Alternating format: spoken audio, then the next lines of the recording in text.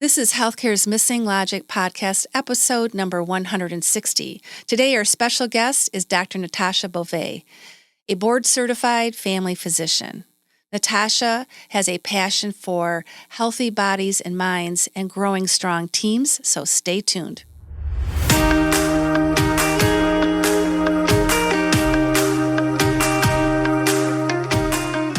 Welcome back to Healthcare's Missing Logic podcast. This is the only podcast that shows you how to leverage polarity intelligence, an essential competency for healthcare leaders, and the missing logic in healthcare, so you can create healthy, healing organizations and become a thriving, resilient, and unstoppable healthcare leader. We are your hosts, Tracy Christofferson and Michelle Trosett. We've been best friends and colleagues for over 30 years. And during that time, we coached healthcare leaders across North America around how to create healthy, healing organizations. Today, we coach healthcare leaders and leadership teams to live thriving, resilient, and balanced lives, combat burnout, and create the best places to give and receive care. This podcast is for the unsung hero of healthcare, the healthcare leader. We want you to know we see you and we'll be here for you each week. In this podcast, we're going to challenge healthcare's industry norms, flip limiting beliefs, and share proven strategies so you can be your best self at work and at home, live and lead intentionally, and experience well-being and joy. We are glad you are here and look forward to sharing the journey with you. If you aren't totally convinced this podcast is for you, just listen to a few episodes and convince yourself. Hello, everyone. This is Michelle. And Tracy, welcome to another episode of Healthcare's Missing Logic podcast. Yes, we are back in the studio together. We are. Yay. Yay. Just wrapped up another great interview. Oh, so much fun. I love doing interviews. I do too. What do you like most about them? I think just tapping other people's lessons and experience and recognizing that we're all on the same journey together, no matter what our health profession role is or what we are doing. It's like we always find a strong connection with the people that we interview. Yeah, we do. I think it's just fun to talk to other people besides you. No. Just teasing. No, it is. I just it's a great opportunity to meet people you would never meet. That's right. I mean, we probably would have never met her wasn't for the podcast. I don't think we would have. No. And when I say her, we're talking about Dr. Natasha Beauvais. Yes. Who's our guest today. Mm-hmm. Mm-hmm. And she kind of knocked on our door, and then we met her, and we saw a lot of synergies and connections in the work we're trying to do in the world to improve healthcare. And I think what I really appreciate about her, I remember when I first learned about her, is her passion for improving her practice, the physician practice. So we deal a lot with hospitals and large healthcare systems, and we really haven't talked to anyone about making their practice healthy, human, and she is definitely on that journey. Yeah. So it was really great just to hear what they're doing and to learn from her and her experience. And her and I, we've got some synergy around being learners. Yes. So, And she's definitely intrigued with polarities. Oh, yeah. And relationships. She is. Well, she's just learning a ton. Mm-hmm. And, it's fun to talk to somebody who's open to learning and wants to share that learning with other people. So she shared it with the people in her office, and she's really trying to support them in their journeys. And so we talk a little bit about that. Yeah. So before we tell you everything we talked about, let me introduce Dr. Natasha Beauvais. So Natasha is a physician at Northern Virginia Family Practice Associates. This is a family medicine practice, and it offers full-service concierge healthcare in the Northern Virginia area. So she has over 20 years of professional experience, and she understands the deep connection between our physical well-being and our medical health and our mental health. And she cares for people one at a time, thoughtfully, and with the support of a team of family members and other providers. Now, she specializes in prevention and provides a personal connection to healthy minds and bodies. She treats singles and partners and families and grandparents. Everybody. Right? And they're all working to help people to live longer and to feel more alive and healthy in the process. So Dr. Beauvais is a board-certified family physician. She also works to prevent cancer, heart disease, immobility. She's got a really broad practice, very broad. Right? Yeah. And she addresses the needs of people who feel overwhelmed in the gym or unsure of how to get started. And so she spearheaded the conception of an exclusive fitness program called Age Proof Your Body. And that supports people of all ages to embark on a path towards fitness. Sign me up. Isn't that cool? Yeah, I know. Yeah, I struggle a little bit in the gym. So when she's not working, she loves to hang out with her spouse, and she has 4 children. She enjoys meeting people from all over the world and eating foods from everywhere. And she really hopes to visit all the national parks and every continent. She's got a few more to go, and would love tips on favorite places to visit when the pandemic is completely over, right? And we can really go everywhere we want to go, right? Yep. She's received a few awards and has had some recognition. So she was the best. She got the Best Doctor Award from Northern Virginia Magazine in 2021, the Top Doctor Award from Arlington Magazine in 2021, and Washingtonian. I'm not saying that right. Washingtonian Top Doc in 2020 and 2021. So that gives you a little bit of idea why we were talking to Natasha, right? Top Doc on the show. Top Doc. And she's the American Medical Women's Association co-founder of Women's Mentoring Program. She'd be a good mentor. Yeah, she would. And, so she's just a wonderful guest, lovely person, and obviously the top doctor. So without further ado, here's our interview with Natasha. Well, welcome, Natasha, to Healthcare's Missing Logic podcast. We were reflecting, we had such a great time meeting you and just preparing for this interview. So we're so excited to kick this off today, and welcome to the show. Oh, well, it's mutual. I'm excited to talk to you guys. Mm-hmm. Great. So let's start out by telling our listeners about your journey into medicine. What was that like? Sure. Well, I think I started wanting to go into medicine probably when I was about 12 without really knowing that it was medicine that I wanted to go into. I just saw an elderly person getting out of a car and someone helping that person, or maybe they weren't helping that person. And I thought, I was sitting next to my mom in the car and I said, Mom, I think I want to help old people. And I was very embarrassed by that, that would be the thing that I would want to do. But my mom really celebrated that. And then I went through a few other career ideas, but came pretty solidly back to medicine. And I always really loved my pediatrician, and he was just a very warm, embracing person. And I think that put a positive taste in my mouth toward what practicing medicine would be like. Great. There's always someone that really, kind of sparks your interest. And so that's great. Yeah. Role model. Right? Yeah. Role model for you. Sounds like what you wanted to aspire to be. Yeah, definitely. He was certainly the person every kid was happy to go see. That's awesome. Well, we know you also discovered another passion that you have as you face the challenge of taking on, the management of your practice. You kind of identified another passion for creating, better work cultures in your practice. And so tell our listeners a little bit about that discovery, how that came to be and what that was like for you and what that is. Sure.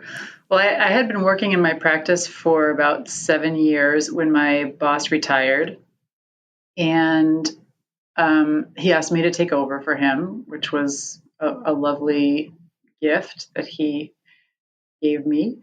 And at the same time that he left, the office manager also simultaneously retired. And so we were really left with a complete lack of leadership in our not a complete lack of leadership, a relative lack of leadership in our office. And so we really had to start doing things, learning from the bottom up. There was a very, very new intern office manager, and there was me, and neither of us knew very much. So we we worked with a lot of consultants. The retiring doctor stayed on for quite a while and helped us through a difficult period of about a year where we kind of got our feet on the ground. Um, and what's been wonderful ever since then is that, to me, after practicing medicine for 20 years, it was like learning a whole new skill. And I had never known that there was a whole science around running a business, or, which is so funny to say now that I've, realized that maybe a quarter of the U.S. economy is directed at running businesses and, how to do it better. But I began to read and just learn about what people do when they're trying to help things run a little bit better. And in reading, I somehow came across a book called An Everyone Culture, which is written by Lisa Leahy and Bob Keegan. And they had explored for 30 years in their research, PhD research, and work with companies, a way of doing things that was based on insight development. So people, just like anyone might be developing insights if they were working one-on-one with any mentor or person, this was a way to help people develop insights across the whole company, not relying on one-on-one mentoring or coaching, but by teaching the whole office to do it together. What was it? What was kind of the essence of what you were teaching them? Like, how did you manage to do that, to bring everybody together in that office to move that forward? Well, let's not put it in the past tense. It's a work in progress, in other words. This has just started. We're just starting. Okay. Yeah. So how we are starting to do that is we're using this science that was developed by these researchers in the education school at Harvard, and it is it basically uses a structure where we look at something that we'd like to get better at, and helps us understand what we are kind of unconsciously doing that's going against that goal of what we would like to get better at. And then, or maybe consciously. And then why are we not doing those things that would help us get to something that we would actually like to do? And by using a model that they've created, it helps us almost with almost embarrassing clarity, kind of, oh shoot, I'm kind of getting in my own way. And that's been mostly helpful for me so far, because I had to try it out first, and I'm the one who I'm continuing to try it out. And so when I can learn with clarity that I'm the source of the problem, that if I don't change, I can't get anybody to do anything differently, then it really just changes my relationship to the problem. And then if everyone does that, and we are not at everyone yet, mind you, we're just doing this with 5 people right now. But if everyone is able to look at something that they would like to get better at and begin to understand, there isn't a roadblock for me necessarily, but I might be causing my own roadblock accidentally, then, we can change it because we can see it. But like you guys always say, you can't change what you can't see. That's right. That's right. Yeah. Yeah. Well, what I love about what you're saying is, what I'm hearing is everybody's got to do their own work, right? It starts with me, and it's not always external to me. Sometimes it's what's happening internally in my thoughts, or, how I might get in my own way. And that's comes back to me for around to our dynamic balance effect framework, which is about mindful choices, right? Choosing how I'm going to be or how I'm going to interact in the situation, or choose my behaviors or my thoughts or those types of things. Yeah, right. And that it starts with me. And it has to, and me meaning me in this case, but in in the case of the organization, it's everyone. And so what I also love about this model is that it's not focusing on the top 5 people in the organization, that where we've decided to give a little extra support. It's really embracing that every person is capable of growth and change. And actually every person is hungry for growth and change. Mm-hmm. Mm-hmm. And if we can use this as one of the many ways to get to that, then we will have all learned something and developed quite a lot of trust along the way. Because just trying to get out of our day-to-day schedule and commitments to taking care of other people, which is what healthcare is, we can work a little bit more closely together on something project-based, and then we begin to trust that each of us is coming at this healthcare relationship from a very personal place, and that what's going on in our personal lives has a huge impact on how we're going about it on a day-to-day basis. Yeah. And once we have even a little bit more trust with each other, it's much easier to take on a responsibility, realizing everyone else is taking on their responsibility. Well, I think what you're describing, Natasha, is we teach on our principles of healthy relationships, equal responsibility, and people can't have that sense and really live that principle if they aren't engaged and involved in the process and really know this is our shared purpose as a group, and everyone makes equal contributions to that.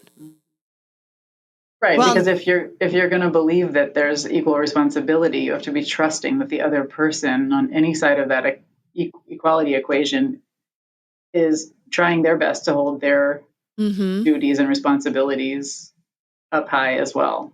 Yeah, yeah. And trust is just the cornerstone of all of it. And to have trust, you got to be trustworthy, right? And when people can see you're a human being like everybody else, right? We're all just human beings doing the best that we can. And, moving through these situations, although, it may look different for each of us, there's some commonality to it, right? And how we're trying to move forward to it, which really kind of brings me to my next question, which is what do you think are some of the biggest challenges when it comes to remaining human in the workplace? Because so much of what you're saying is about that humanness and honoring that in each person. I guess where my mind goes with that is thinking about hierarchy and how that can sometimes create a situation where people fall silent. And that, if we're really going to have a more human organization, we need to have what I would call a flatter organization, where we have input from all of the voices at all of the levels. And not just input, but people see things at every level that might need attention or didn't quite go right or went really, really well, but nobody realized it. And I think to get to more humanness, we get to more kind of egalitarian participation in process building, so that the people that are doing the bills, or the people that are scheduling the patients, or the people that are calling back about labs, are all really empowered to recognize when someone is in need, or when a process didn't go right, or when we made a mistake, or when one of the doctors said the wrong thing. People have to be willing to notice things for each other and speak about them with each other, so that then they can get better moving forward. Yeah. Yeah, it's really kind of a both and, right? There are times where you need the structure of hierarchy where somebody has to make the final decisions, right? There's just some elements of that. But what you're bringing is that complement of partnership. And again, back to what Michelle was saying, that equal accountability. We all own the outcomes here. We all play a part. And having that opportunity bring your voice, right? To bring that expertise that you have and how you see the practice in your perspective, right, from your context with what's happening within your practice, right, to the table. So everybody has a chance to contribute and to bring their perspective. And make it safe. Maybe it's not so much about hierarchy as it is about either personality or innate confidence, because I think there are some people at every level who are really, really ready to participate in every conversation. And there are some people at every level who hold back and are not comfortable, even though they have really powerful ideas going in their head. Mm-hmm. And so it maybe there's a little bit about hierarchy, but I think a lot of it is just about trust, going back to trust. Do we really trust that we can say what we think? Mm-hmm. And do we trust ourselves? Are we confident enough in ourselves to realize that what we think matters? Mm-hmm.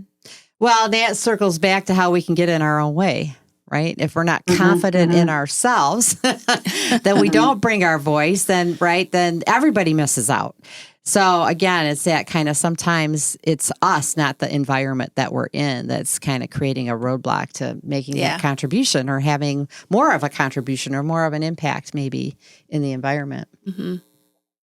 But the more you humanize the workplace and the more you make it safe to bring your voice, then the easier and easier it gets over time, and sometimes people aren't used to that. So it takes practice and consistency, and you really want to create that container of psychological safety for the team. And as a leader, sometimes it's just even that much more important that you role model it. Mm-hmm. I think it's so hard to see sometimes where it doesn't feel safe for everyone. And, until we begin to really, really work closely together and we feel things slightly but powerfully change, then it's hard to know where people don't yet have that trust until you start to really work on it. It's like, because I think we have a pretty good organization. People stay here. They like to work here. They typically don't leave to do other things unless it's something really wonderful. And at the same time, we still have a lot of work to do. We still have a lot of ways that we can grow to reach each other better. Mm-hmm. Sure. Yeah. Well, it's definitely a journey. We always say you never arrive. You're always working on it, right? Yeah. Yeah. Mm-hmm. Well, and I think too, it comes back, and again, the trust comes into this too, but it's that the ability to be vulnerable, to say, hey, I'm working on it, right? I'm not perfect. I'm not going to do everything right exactly the way we may want it to be, but I'm working on it. Mm-hmm. And just everybody being open to knowing that each person is on their own journey, and then you're on a journey collectively to make the environment what it needs to be to serve your patients, your populations in the very best way. Yeah. One thing that was surprising a few years ago to me was that when we surveyed our whole staff, like by an external person, every single person in the organization wrote down that they really wanted to grow. And I was delighted about that. And I was also a little surprised, just because in some people, it's so easy to see their forward growth. And in some people, it's less easy to see. And so I think for those people who are, very clearly, stepping outside of the office and taking a class or trying something new within the office, then it's easy to see that. But in fact, even where it's harder to see, everyone wanted it. And then I realized, my job is not just to kind of celebrate those people who are already figuring it out and doing it, but it's to embrace all of these people with a huge amount to offer within the healthcare environment. And all of these people want to provide better care. They want to grow in their own skill level. Some of them would like to grow here and then go run their own office somewhere. And this could be a really great training ground for that if we're able to see it and then create a pathway for people to get there. Mm-hmm. Hi, Hi, it's Tracy. We are hearing from healthcare leaders from all over the country about how exhausted they are as they continue to try to lead and live in the new normal brought on by the COVID-19 pandemic. If you're like many of the leaders we talk with, what you are experiencing now is worse than the pandemic. It's gut-wrenching, and it feels like it's never going to end. And your worst fear is that you're letting others down. That is why we developed the virtual Leadership Survival Bootcamp. Yes, you heard me right. These times call for a survival strategy that will get you through the next 6 months or more and enable you to create balance between your professional and personal life, grow as a leader, and have a positive impact on your team. Go over to missinglogic.com/new-events to join the waitlist and be the first in line when the next registration opens. Well, I think that was one thing that stood out to Tracy and I when we met you briefly before our interview was that you're an advocate for positive practice culture so that you can better serve your patients. But clearly we heard you also care about your team and the healthcare workers themselves. So, just what are some of the, again, it's an and both. So what are some of the strategies and I think your growth story is a great example of that you've put in place so that you can support better patient care and your work team as well, a better experience for them? Well, I guess the first place I would go to answer that question is that when we work in healthcare and we have people who've worked in healthcare here at my office for 20 years, those people are here because they really, really, really care about other people. Like they have tremendous empathy. They have a personal experience in healthcare that has made this very meaningful to them because they could be working in so many other places and nobody is out working in retail or in law or in other businesses where they could be very well employed because they really, really care about being a healthcare provider. And that includes at every level of the organization. So first of all, everyone really wants to be here. And then I just realized, if you have an environment where people are caring naturally all the time, it's so easy to be exhausted from that. And the other thing that happens, of course, is that every person in every job, healthcare or not, carries a tremendous amount of activity in their brain every day about everything else that's going on in the rest of their life. And so whether that's something very stressful and very difficult or very happy and distracting or hopeful or depressing, there's a lot of the rest of life that is kind of filtering around in the background at people's work. And if we ignore that and just, put our blinders on and go, like that's one way of being productive. And I think it does work sometimes. But I think unless we can really hear each other and know each other with a bit more depth, we kind of can't let go of that stuff enough to really be present in the room. And I think I guess personally, where I have noticed this myself is when we started doing these developmental pilot groups, several of us had significant things going on in the outside of our lives. 3 of the 4 people in the group had, including myself, had something very significant going on with their family.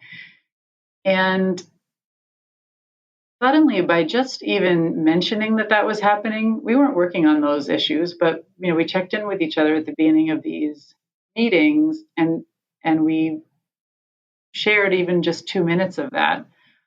And suddenly, everyone understood what we were each carrying. We didn't spend tons more time on it, but there was a sense of deep understanding and mutuality. Like, I'm not the only one who has something substantial going on in my family. And neither is this other woman next to me. She's not the only one either. And so I think there's so much shared humanity in that. We can each explain a little bit about what's happening. We can each receive a little bit about what's happening for others. And in doing that, it kind of allows us to be really present to what we're actually trying to do at work. So, Yeah. it's ironically, it takes a little bit of extra time. But in fact, then we're all kind of freed up to be here to do what we really love doing and why we've been here for this long anyway. So powerful. So that is a great strategy for, for caring for the patients, but caring for each other as well. And Tracy and I are huge advocates for check-ins. We check in with each other. We check in with our team for that very reason. Just awareness of where are you at today before you get rolling. And it makes a big difference. Yeah. Well, it keeps the workplace human. Yes. Right? I just love that you say, right, there's all this stuff going on in our head about what's happening outside of there. And I think that's another reason why we work with healthcare leaders to focus on, kind of leveraging the tension between personal life and professional life, because it's always there. And both of them, right, they're an interdependent pair. They're impacting each other. And we can make a lot of assumptions about people in the workplace.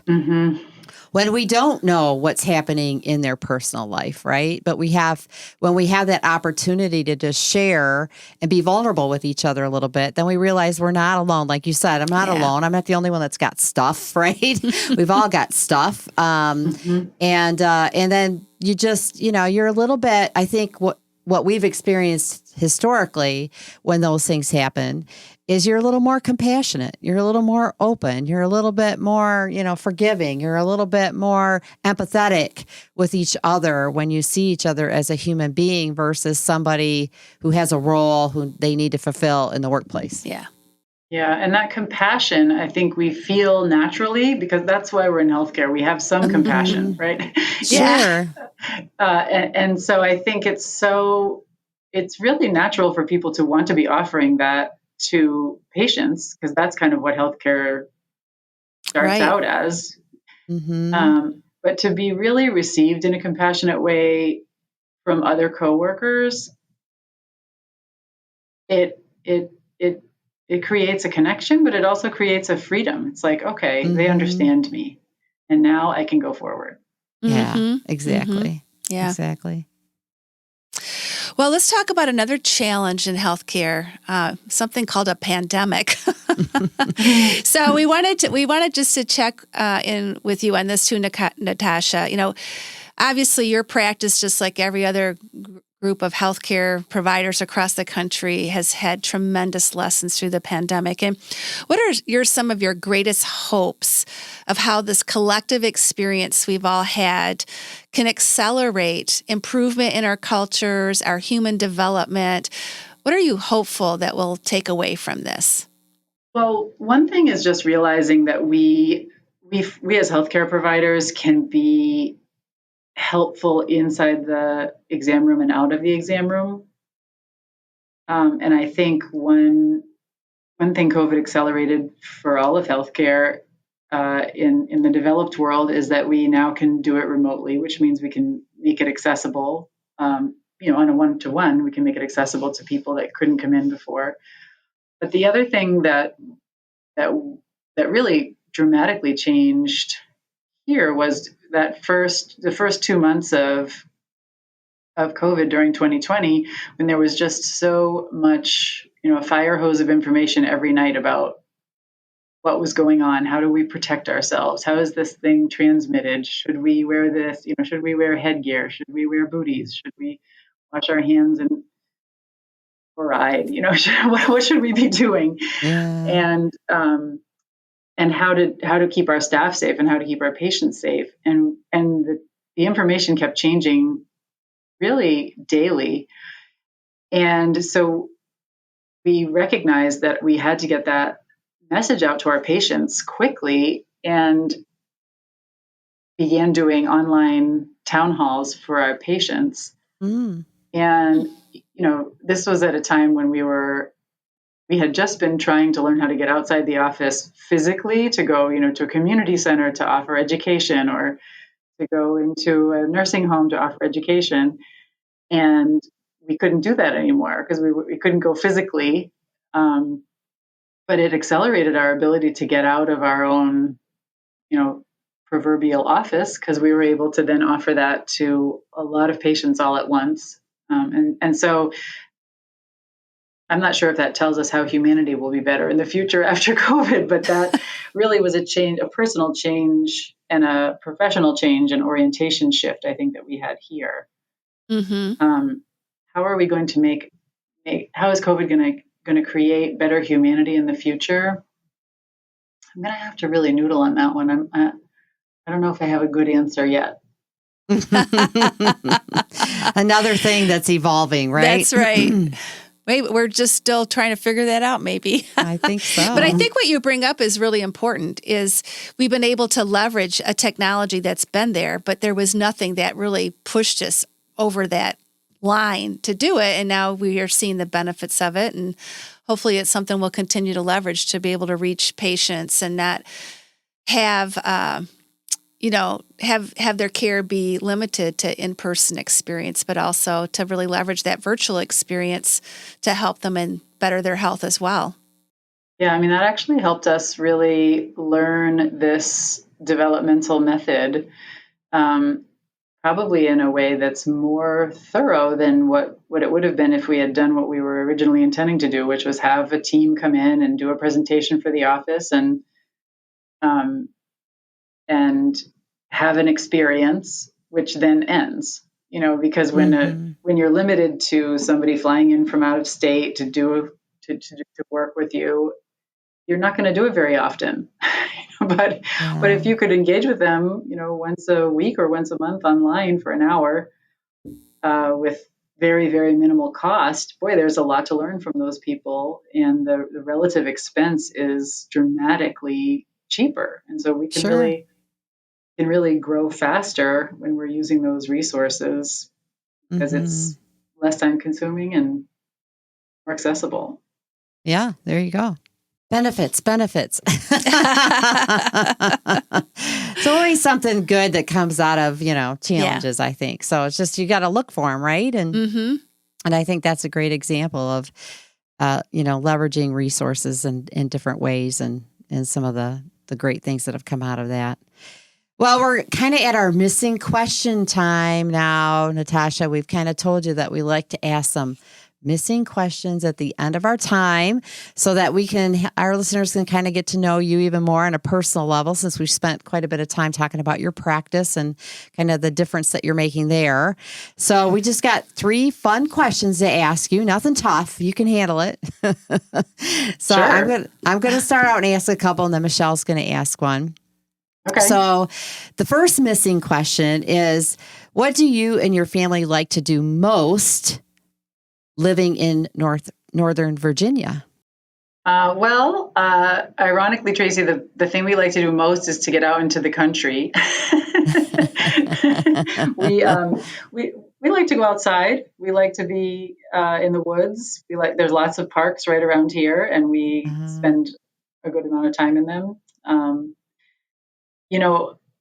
This is not really what you're asking, but I think it's actually probably more true. So what I will admit that I noticed was on one of your podcasts, I heard you quote someone who had talked about health, how people at the end of their life always wish that they had spent more time with their friends.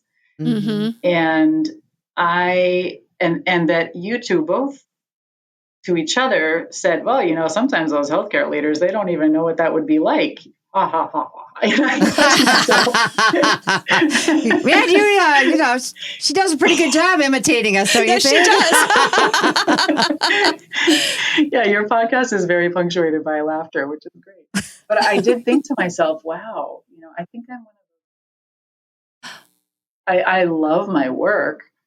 I love it. And I also realized that in the course of raising children and loving my work, I haven't had as much time to really nurture friendships and to really nurture relationships. So what I would like to tell you is that we love to get together with our friends. But what I will say is I'm working on that. That's my developmental edge, I would say, is kind of reconnecting with people outside and having a life outside of this very meaningful workplace life. Yeah. Well, you're not alone, because we do coaching with a lot of healthcare leaders, and that comes up. Like, they don't even really realize it until they look at their friend space and they're like, wow, I've really let go of this through the pandemic and through maybe where they are in their career. And it's really important. It actually helps you create margin in your life, that you have that space where you can be connected with other adults and laugh and grow together. So well, it fills your bucket, right? It does. Feeds your soul, fills your bucket up, and well, right, takes care of your body. Exactly. Yeah. Well, thanks for sharing that. I think that was really great. That's really great. Yeah, that is. So here's a follow-up question to that. Sure. Now, when it comes to self-care, Natasha, what's your go-to intervention for yourself? Well, in the last few years, it's been learning how to lift weights again. Oh. I used to be an athlete in college, but if you looked at me today, you would not immediately identify me as a previous athlete. So, and that got to a point of extreme deconditioning. And a few years ago, I tried to get out of my car and I couldn't even stand up straight. And, it turns out that in short summary, the reason why that was happening was because I wasn't working out. So my husband very lovingly said to me in another car ride, first of all, like, don't you want to go hiking with me when we get old? Don't you want to still be able to do that? And second of all, how can you be a doctor if you are not going to the gym? And you're telling people to exercise all day long. And so what kind of doctor are you? Lovingly, he said right? Very lovingly. No, it was a very needed nudge. So in the last 3 years, it's been kind of trying to rediscover the muscles that had gone dormant in the decade prior to that. Yeah. Huh. Well, good for you. And isn't it great we can start over? That's right. Start over. That's right. You can always pick it back up. You can always pick it back up. Exactly. Yeah. All right. So our wrap-up question, Natasha, as you know, we teach healthcare leaders the concept of polarity intelligence. And we innately always have a preference pool of two interdependent pairs that actually need each other to achieve a greater purpose. And so we're going to give you a polarity, two pairs, and or one pair, two poles. And we want you to share with us what your preference pole is. Doesn't mean that they're both not important, but where do you tend to lean the most? You ready? Mm-hmm. Okay. Sure. Individual or team? That's really hard to get to say. That's really hard to say. There's no right or wrong answer, if that makes it any easier. Yeah. What's the first thing that came to your mind? Yeah, the first thing that came to mind is all this developmental work that we're doing. It's all team. Mm-hmm. And I mean, I think that's where it's the most deeply rewarding, is to be doing it with team. Mm-hmm. Yeah. Yeah. But right behind that is, well, in order to do the team, I really, was celebrating learning something new by myself. And so, sure. And in order to lead the developmental work that's about team, I have to learn a new skill, which is starts with myself. And so I guess it's it's a polarity. It is a polarity. Yeah. You are exactly right. And sometimes it's not evident, like immediately evident to us, that we have a preference for one more than the other.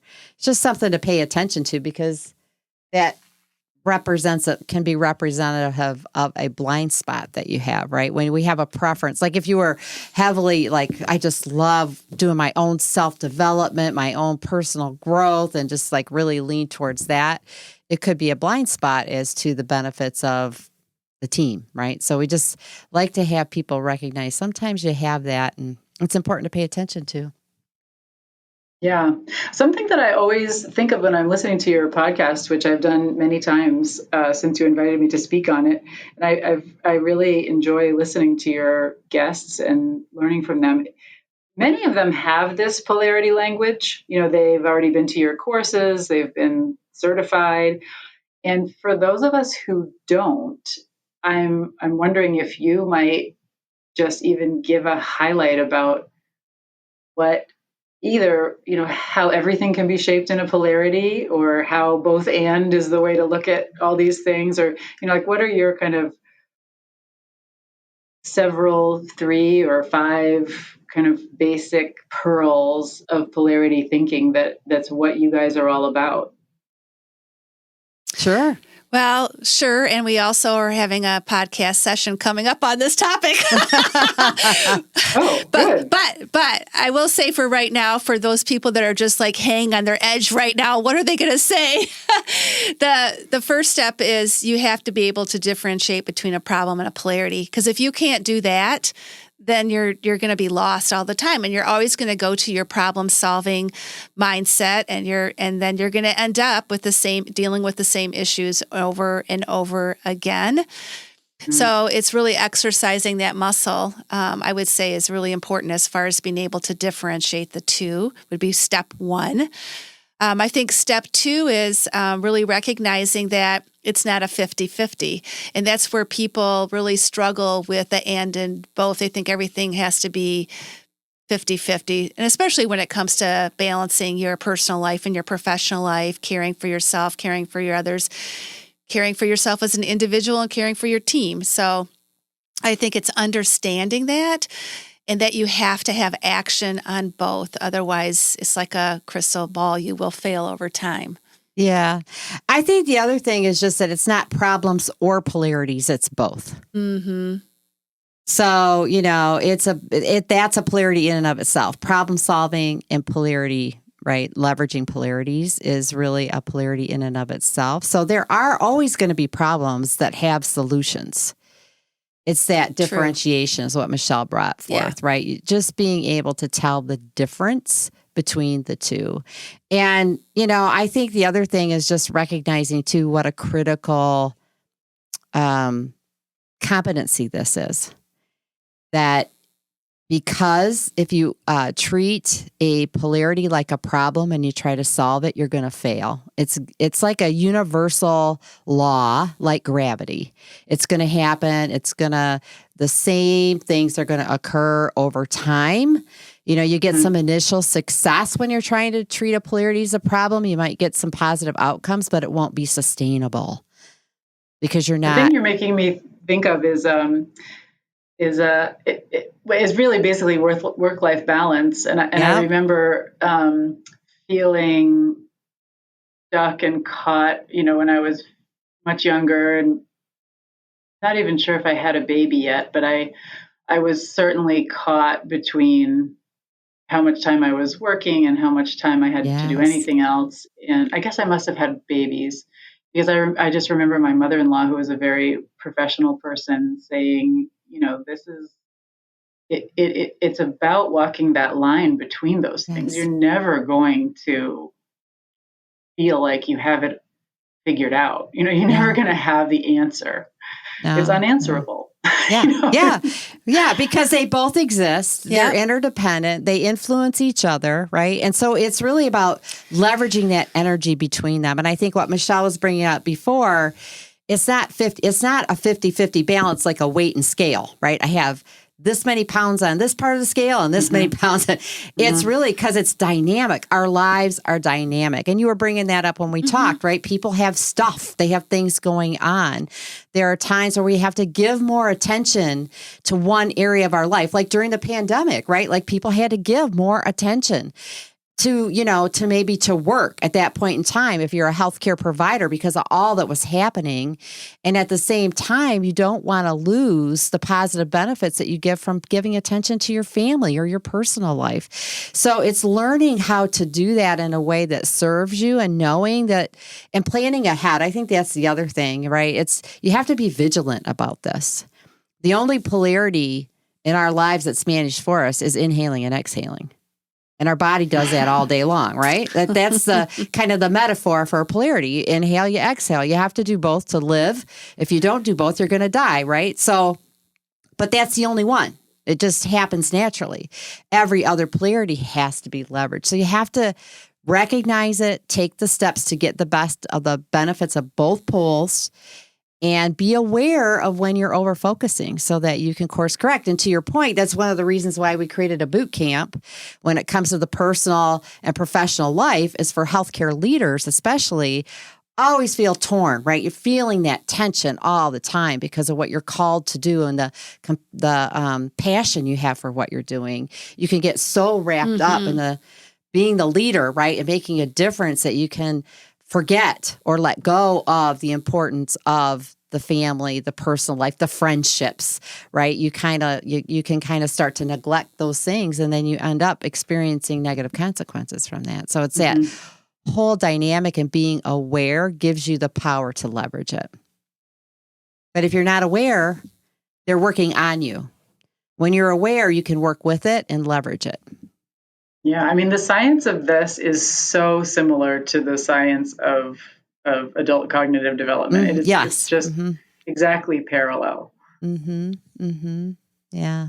I also love the thing you say about working from circumstance, where you're experiencing yourself as a participant or a victim in a big cascade of events instead of recognizing yourself from no matter where you are as someone who has influence over how these things go. Yeah. And that working from circumstance, changing your mentality about that is so empowering when you finally realize, oh, I can do something. This is good. Yeah. Yeah. Yeah. Because we have those choices all the time, right? In every moment you have a choice. And where you're putting your attention, where your thoughts are going. And you brought some of that up right at the very beginning of our conversation, right? When I can step back and recognize to turn my attention internally to who I'm being, how I'm showing up, the thoughts I'm having versus on my circumstances, which is external always, right? It's that balance between being in the circumstance and taking control of the things I can take control of and the way that I'm thinking or being and how that's impacting what I'm experiencing or how I'm interpreting what I'm experiencing. Yeah. Well, I love the language you guys use, and it's really fun to be around that, a very different, very well defined way of thinking that is, equally powerful and, has very similar language and goals as the one we're trying to work on at the moment. There's more than one way to do this right. And it's fun to listen to. Yeah. It is powerful when you have that common understanding and common language. So and I think, polarity intelligence too is, it's about the polarities, but it's also about the relationships and the dialogue. The intelligence is about leveraging the relationships and the dialogue to be able to leverage the polarities, to be able to explore those polarities in your environment so that you're hearing the perspectives of everybody. You're recognizing, right, and honoring those perspectives and seeing how they are interdependent. And so it's that combination of things that it's kind of like a meta theory, right? It's a meta concept that a lot of things fall into or fall under. Yeah, easily. Yeah. Oh, well, this has been a great dialogue with you, Natasha. Yeah. I always enjoy talking with you. Yeah. It's very mutual. So maybe if I make it up, are you guys in Michigan? Yes. We're in Michigan. Yep. We have hiking paths here too. But you know what I love about you is you're just so curious And I just think that's been a real gift for you, just improving things and being so curious and definitely a learner, like my friend Tracy here. Yeah, I'm a learner. She's a learner. Yeah, I'm right there with you. Yeah. It's fun. Yeah. Well, and I just, thank you for sharing your journey and just the work that you're doing to improve the environment that you're in and to support your team and give them, tools that empower them as well. I think that's a sign of a great leader.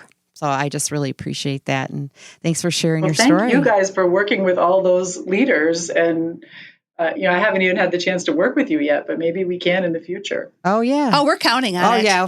We said that before we got on today. We're going to be working with Natasha in the future. We got a lot of synchronicity here, right? A lot of commonality. So, yeah. I'm feeling it. Yeah, us too. So. Okay, so that's a wrap for another episode of Healthcare's Missing Logic. And just stay safe, stay healthy, and keep learning. Yeah, we'll see you next time. All right. Thanks, Tracy. Thanks, Michelle. Yep. Bye-bye. Bye-bye.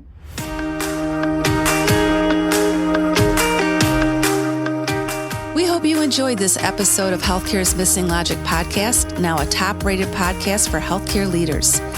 Please share this podcast with other healthcare leaders and anyone else you think would benefit. We are certain that if you found value in it, they will too. If you haven't already done so, please hit that subscribe button so you don't miss any episodes. And also, it would mean the world to us if you took a quick moment to leave a rating and review on Apple Podcasts, Stitcher, or your favorite podcast player. It helps to get the word out about our podcast and incredible guests. Be sure to subscribe to our YouTube channel if you want to watch our podcasts. You can also follow us on our Missing Logic social media channels, LinkedIn, Instagram, Facebook, and Twitter. Until next time.